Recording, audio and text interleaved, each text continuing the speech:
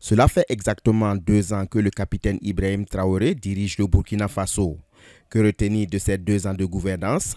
À Bobo-Dioulasso, c'est un bilan bien apprécié par Youssouf Kassamba, habitant de Sia. C'est du jamais vu, ça il faut le dire. L'engagement des Bobolais autour du capitaine Ibrahim Traoré et du système et de son gouvernement, réellement, c'est extraordinaire. C'est extraordinaire à ce sens que, compte tenu des engagements de tous les Bobolais, sans exception, cet engagement sans faille, réellement, est à noter, et il faut le dire, je suis bien placé pour le dire, compte tenu de l'engagement des religieux que nous sommes autour du système. Et vu la lecture du Saint-Coran, que tous les musulmans du Burkina Faso se sont engagés pour le faire, et à chaque prière, les musulmans que nous sommes, nous avons 5 prières par jour dans la mosquée. Et à chaque prière, les musulmans ont fait des bénédictions pour le capitaine Ibrahim Traoré et son régime.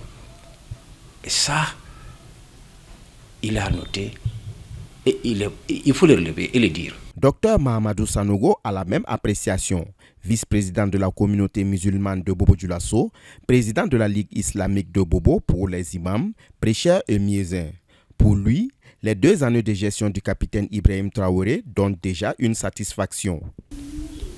Quand ils ont fait le coup d'État, le régime a été renversé.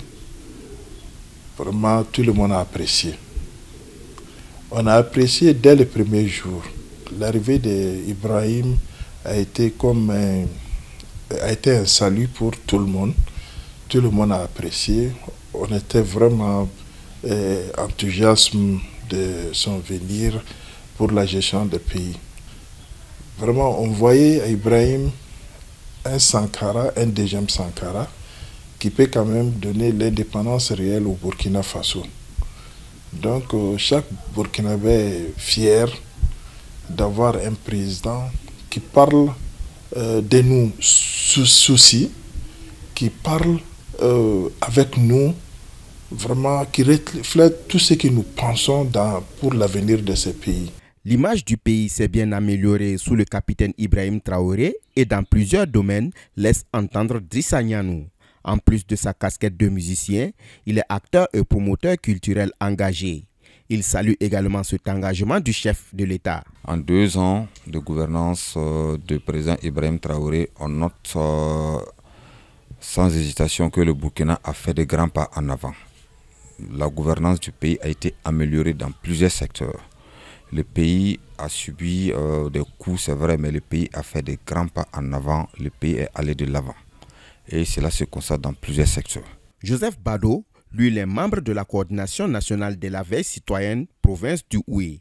Lui, il se prononce sur le volet sécuritaire. Je tenais vraiment à saluer la venue du capitaine Ibrahim Traoré au pouvoir. Pourquoi je salue? Parce que durant 2 ans, si je prends sur le plan de la sécurité, aujourd'hui, l'ennemi n'arrive plus à se mouvoir. Et peut-être il continue à se vaciller un peu. Et suite à quoi? Parce que nos braves soldats ont été équipés par la logistique de défense de nouvelle génération. Nous remarquons que durant ces 2 ans, il y a de l'accalmie au niveau vraiment des attaques. Il n'y a plus d'attaques comme cela. C'est des attaques sporadiques qui se passent. Pour Youssouf Kassamba, Bobo-Dioulasso a connu un changement inattendu durant ces 2 années de gouvernance. Je dirais d'abord le changement réellement inattendu que le Bobolais ne s'entendait même pas, c'est l'aéroport de Bobo-Dioulasso.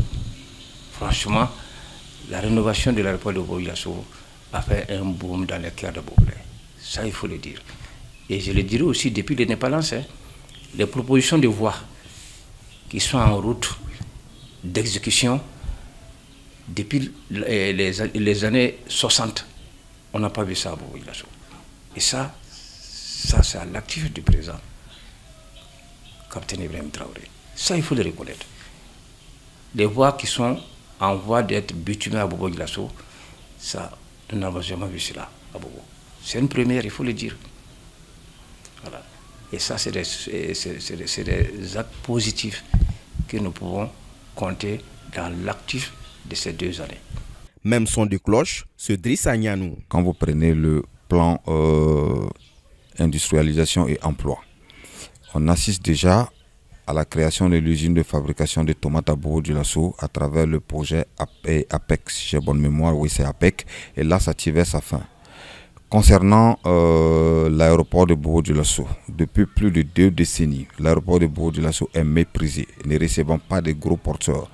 Aujourd'hui, l'offre aéronautique dans la ville de Bobo-Dioulasso a été améliorée à travers l'agrandissement du tarmac de l'aéroport, à travers l'amélioration du cas de notre aéroport qui peut recevoir aujourd'hui de gros trafics, qui peut faire aujourd'hui des choses plus meilleures qu'avant.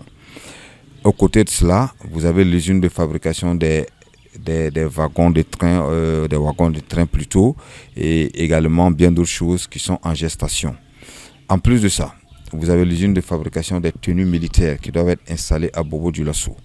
Et des projets du genre créeront de l'emploi. Et contribueront à l'amélioration du cadre de vie des citoyens et de la localité. Au point de vue infrastructure routière, on assiste au bitumage de beaucoup de voies. On constate un changement, surtout au niveau de l'offre sanitaire, au centre hospitalier universitaire Souros Sanou. Les plateaux techniques n'étaient pas du tout intéressants, n'étaient pas à la hauteur. L'offre sanitaire n'était pas à la hauteur. On constate 3 grands points.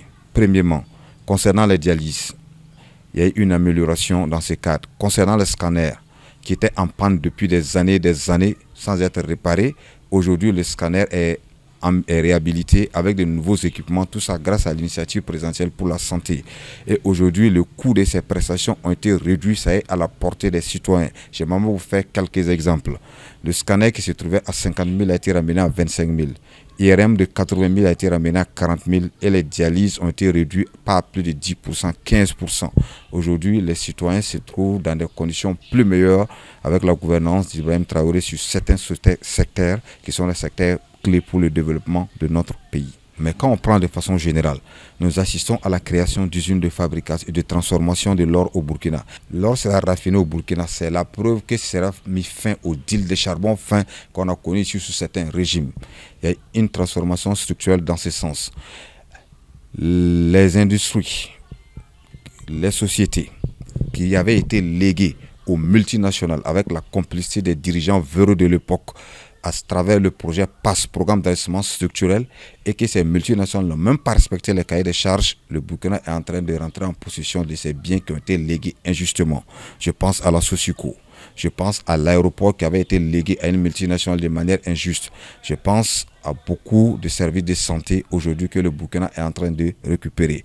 Sur le plan militaire, notre armée s'est inscrite parmi les plus redoutable dans la sous-région en renforçant son arsenal militaire. Et ça ne souffre même pas de débat. L'armée burkinabé monte en puissance. Pour dire qu'en un mot, avec la gouvernance d'Ibrahim Traoré, le Burkina a amorcé le processus du développement 1 et le Burkina est en train de s'émanciper du joug de la domination coloniale. Et c'est là le point clé dans ça. On est en train de donner dos aux accords coloniaux qui ont conditionner la décolonisation en 1960. Pour ces Bobolais, ils fondent l'espoir que leur ville retrouve sa qualification de capitale économique. Bobo est en train de retrouver son titre de capitale économique avec l'ère du capitaine Ibrahim Traoré. Pourquoi je dis cela? Parce que quand on rentre dans les projets d'avenir pour cette capitale économique, nous pouvons vraiment avoir un grand espoir. Nous devons avoir un grand espoir qu'il y a quelque chose vraiment qui est en train de venir et que nous sommes convaincus que ça va se réaliser. Et c'est dans cela, je dis que Bobo est en train de conquérir son image de capitale économique du Burkina Faso en termes d'investissement que le capitaine a prévu et que le gouvernement de Maître de Tembala a prévu pour cette ville du Bobo-Dioulasso. Ça, je pense que ça va venir. Si vous voyez l'avènement de l'unité de la tomate en moins de 6 mois qui a poussé. Réellement, ça, il faut reconnaître qu'il y a d'autres qui sont en vue.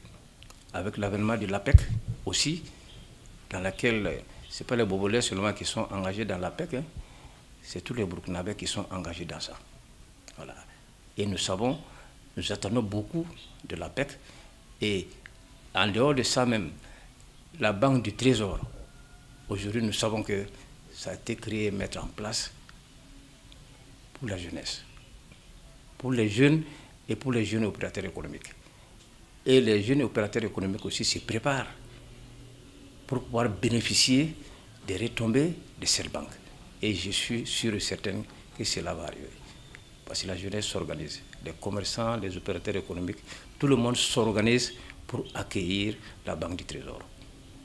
C'est pendant plus de 2 à 3 décennies qu'on a donné le nom et en le mettant dans les tiroirs. Donc ce n'est pas en 2 ans qu'on pourra renverser la tendance. Mais le chemin est déjà tracé, les signes sont là, le processus est amorcé. Et donc déjà, il y a de l'espoir pour que Bobo Dioulasso retrouve sa splendeur d'antan, retrouve son statut de capitale économique de la belle cité de Sia. Et pour cela, des suggestions ont été données pour un changement continu dans la ville de Bobo Dioulasso. Ce que moi je souhaiterais vraiment que la population puisse s'approprier de toutes les actions que le pouvoir du capitaine Ibrahim Traoré est en train de poser au niveau de la ville de Bobo Dioulasso. Avant, Bobo était la ville la plus propre du Burkina Faso. Et la ville propre du Burkina Faso, pourquoi? Parce que la population avait pris à bras le cœur cette initiative du regretté capitaine Thomas Sankara, qui avait demandé à ce que les gens puissent vraiment assainir leur milieu de vie. Et Bobo avait ça. À Bobo Dioulasso, beaucoup de choses ont été faites, mais nous souhaitons encore que le processus d'industrialisation de la ville, au vu de la démographie galopante et des jeunes qui sortent avec des diplômes, pour qu'on puisse les employer. Et donc Bobo Dioulasso également attend encore d'autres pas sur le changement de l'offre sanitaire et d'autres pas sur les infrastructures routières, les infrastructures scolaires et les infrastructures marchandes également qui doivent être améliorées. Qui dit Bobo Dioulasso, c'est une ville culturelle, mais économiquement parlant, il y a beaucoup à faire. Pas mal de difficultés au niveau du marché central de Bobo Dioulasso. Et sans l'accompagnement des autorités, nous ne pouvons pas remonter ces difficultés-là. Mais si réellement l'autorité nous accompagne, la relance économique de Bobo Dioulasso n'est que quelques mois, je pense. Ça, c'est mon point de vue. Hein. Les 2 années de gouvernance du capitaine Ibrahim Traoré donnent beaucoup d'espoir aux Bobolais, car pour eux, on peut toucher du doigt beaucoup de changements.